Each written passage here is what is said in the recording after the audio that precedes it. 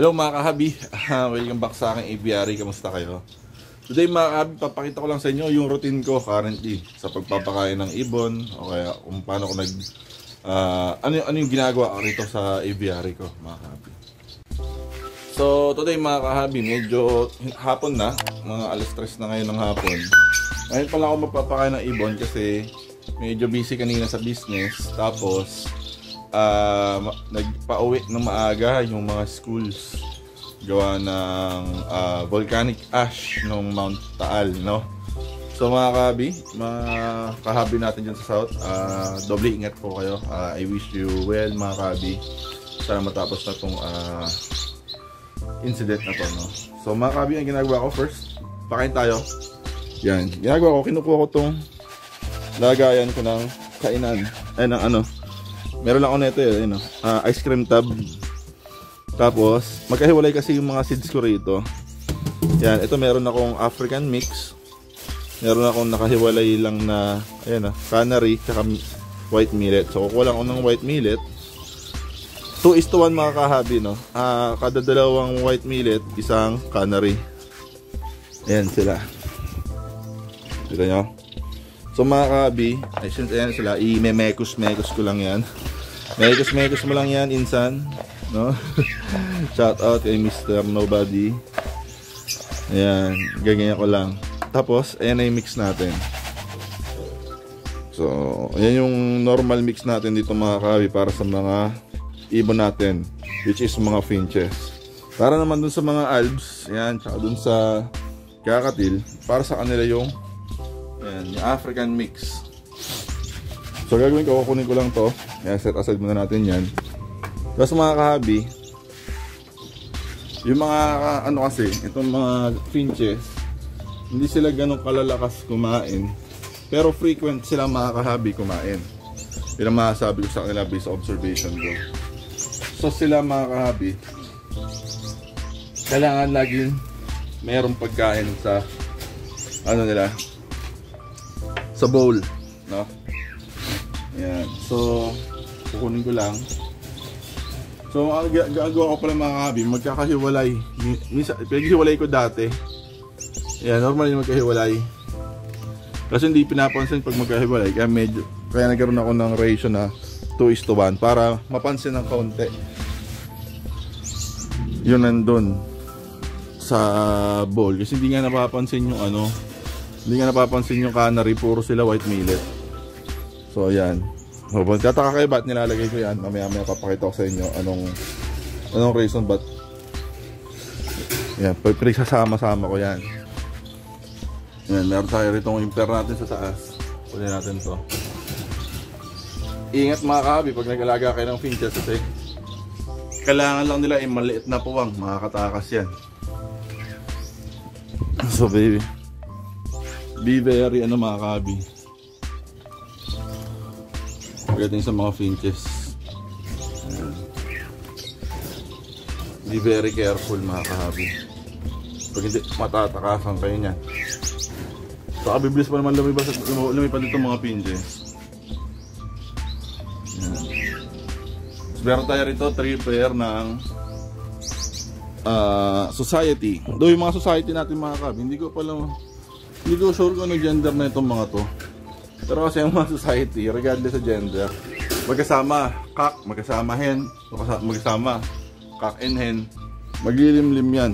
Kaya very crucial ang presence or ang assistance ng society finches para sa mga nag-aalaga ng finches. Kasi yan ang ultimate pamoster mga kahabi.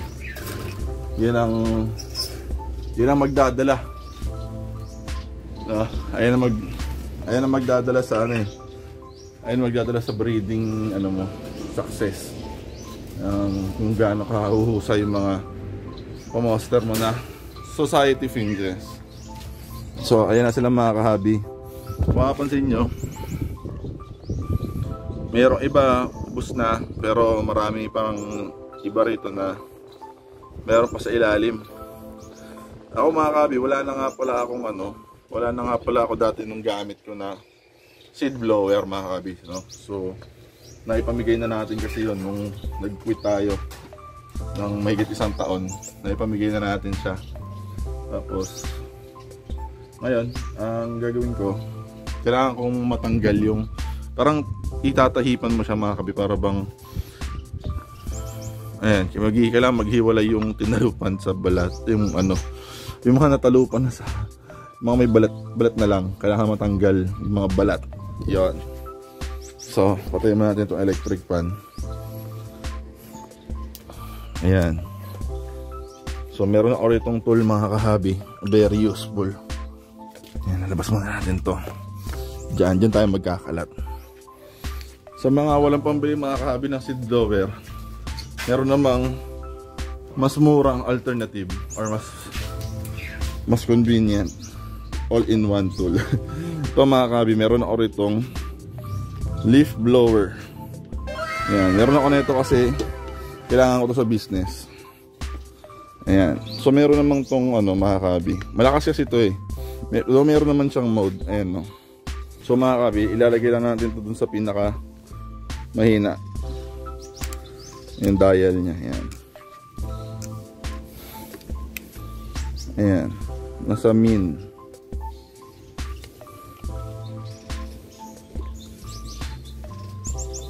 Ayan, no? So minimum na siya mga kahabi.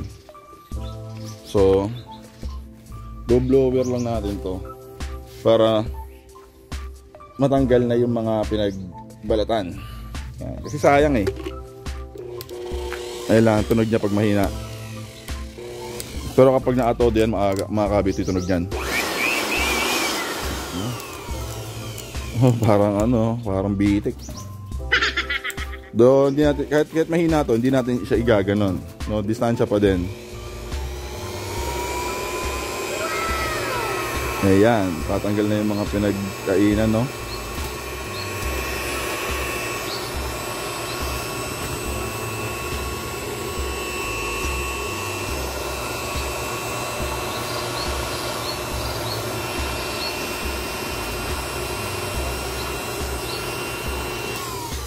Yan, madumi naman dito. Ngayon, totodo mo na yan mga kahabi. Hindi lang matanggal kasi umulan eh. Medyo dumidikit yung pinagtalupan dun sa ano, sa lupa. Meron po. Mga kahabi, sayang kasi kapag itatapon mo lang, makasama yung mga hindi pa natalupan eh. Ang dami no.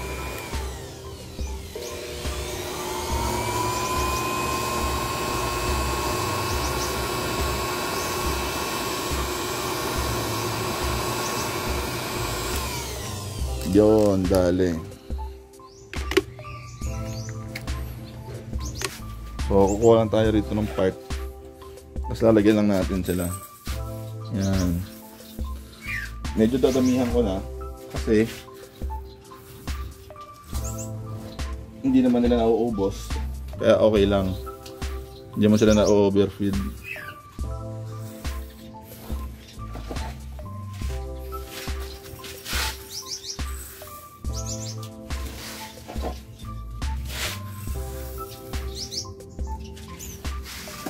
Kaya lang mga kahabi.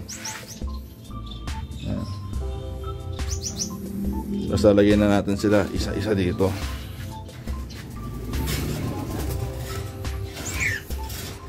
Mga kahabi, ilalayo nyo nga pala yung mga yan, mga frekansa directly sa ilalim ng perch. Kasi para yun mga kahabi, hindi maiputan ng mga ibon yung kainan nila. Kasi ang ginagawa niya mga yan, pag nasa perch sila, dun sila dumudumi. So para maiwasan na madumihan yung mga pagkain nila, iwasan nyo ilagay sila directly sa ilalim ng mga perch. Yan, lagyan tayo ng pagkain.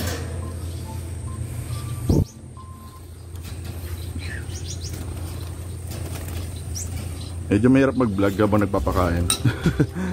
Pero ginusto ko to eh, kaya carry lang. Ito. Ayan. So meron tayong bowl niyan. Ito, canary, yung mix, tubig, tapos ito yung nilalagyan ko ng ano, dayami.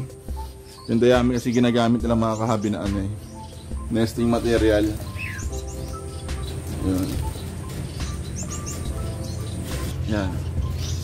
So mga kahabi, sa mga curious, ang height ko po ay 6 feet tall, 6 flat ako.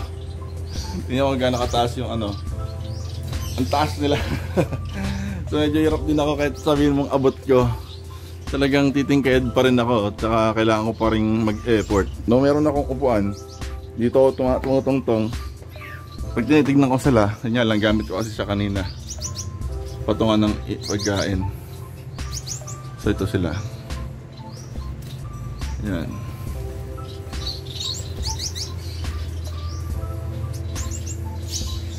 So mga kahabi to, pansin nyo, meron na silang nest. Ayan, no? Nesting na sila. Ito yung galing kay paring Roy. Mapapansin nyo yung tukanong yun mga kahabi. Itim na yung tip. Yan, ready na mag-breed yan mga kahabi pag ganyan. So, waiting na lang tayo dito. Saka dito naman, ayan, paitim na rin yung tip ng tukan ito. Malapit na rin to. Iniiwanan ko lang yan ng ano, dayami dyan. Tapos sila yung hahakot at nagagawa ng sarili nilang nest. Yan. Dito, wala pa masyado eh. Yung blue pair natin. Yan. Dito, meron ng konti. May konti ng progreso. Ayan. Yung mga ano natin, pa-monster. Ready na rin yung mga yan. Ayan. Condition lang natin sila yun, nakatambay na sa nest. Yan, ready na yan mga kahabi. Antayin na lang ako mag-itlog tong mga breeders ko dito ng gold yan. Yan. Antayin ko na lang mag-breed tong mga breeders ko ng mga itlog to. Tapos papaposter na natin doon. So, ayun ang ano natin mga kahabi, ba't ang dami nating zebra finch. Although mga kahabi, ang dami nating, sorry. Yun yung dahilan kung bakit ang dami nating ano rito. Society finch. Ayan. So, 3 pa lang na pair yung kinasa ko. Pero bala ko magkasa ng ano eh. At least 9 na pares. Kaso, exhausted na yung budget ko mga kahabi. Wala na akong pambili ng cage. Meron ako dito mga double cage naman. Yun nga lang, hindi uubra. Kasi para makapagkasa ako ng 9 pairs. So meron na akong 3. Meron pa pag nag-isa pa akong double cage 5. Isa pang double cage 7. Another 10. So 3 double cage. Kaya mga kahabi, ayoko na masyadong maraming cage. Ayoko na. Kasi dami na oh. Kasi spacious eh. I mean, hindi ko in-exhaust yung bawat cage, hindi ko sila sinulit. Ayan o, isang cage, yung double cage, isang pair. So, kahit ang dami nilang cages, ilang pares lang yan. No? Pero kung titignan mo, medyo ang dami na puno na tong side na to. Itong side na to sa kabila. Ayan. Dito ko balak ilagay yung isa pang triple cage. Siguro mga 2 triple cage. Ayan. Para pang-breeding ng ano natin. Pang-breeding ng ibon. Ayan, pang-breed ng dito talaga yung mga natin.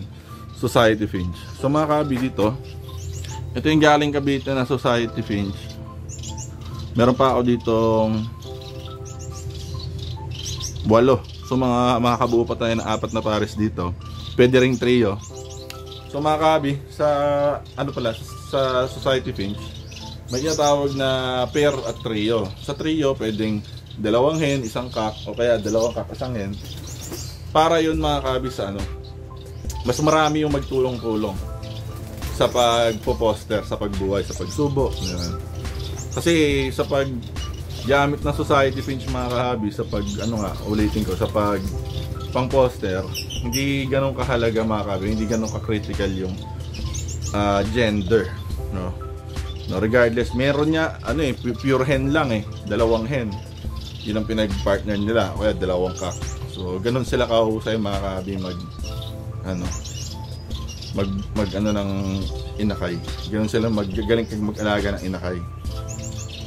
Yun. So ito mga kahabi, meron tayo itong 8. Tapos dito sa taas, meron tayong 11 dito sa kaliwa, puro cock. Tapos 11 dito sa kanan, puro hen. Yan, shoutout nga pala kay Sir Jeffrey ng Mini Fincher Mini Aviary. So saan niya galing itong mga kahabi. So marami ina-out si Sir Jeffrey nga pala. Marami siyang, kasi ang dinig ko parang nagta-transition siya from finches to canaries, no? So napakaganda ng channel ni Sir Jeffrey mga kahabi. Check niyo yun. Ang name ay Mini Fincher Mini Aviary. So sa mga interested, si Sir ay alam ko, taga Taytay Rizal. So sa mga gustong bumili, marami siyang, meron siyang mga starfinch, owlfinch, meron siyang mga goldians, saka to, dami siyang ganito, mga society finches mga kahabi. Ayan, labit natin. Kodak moment.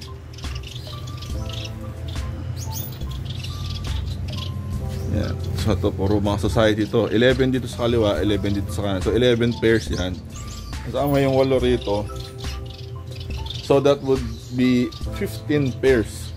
Pero hindi ko balak mga kahabi, hindi ko balak ilagay sa breeding cage lahat ito na yung parang yun nandun sa taas. Yan, hindi. So itong kay Sir Jeffrey, kukuha lang ako ng ilan dyan. Tapos meron akong planong gawin sa kanya mga kahabi. Siguro antay-antay na lang kayo.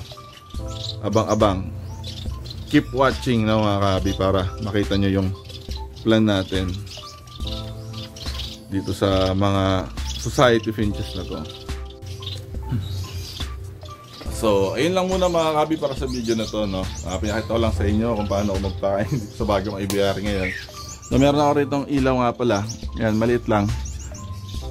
So mga kahabi, ayoko silang bigyan ng malakas na ilaw nga pala. Kasi ayoko masyado matrigger yung nila.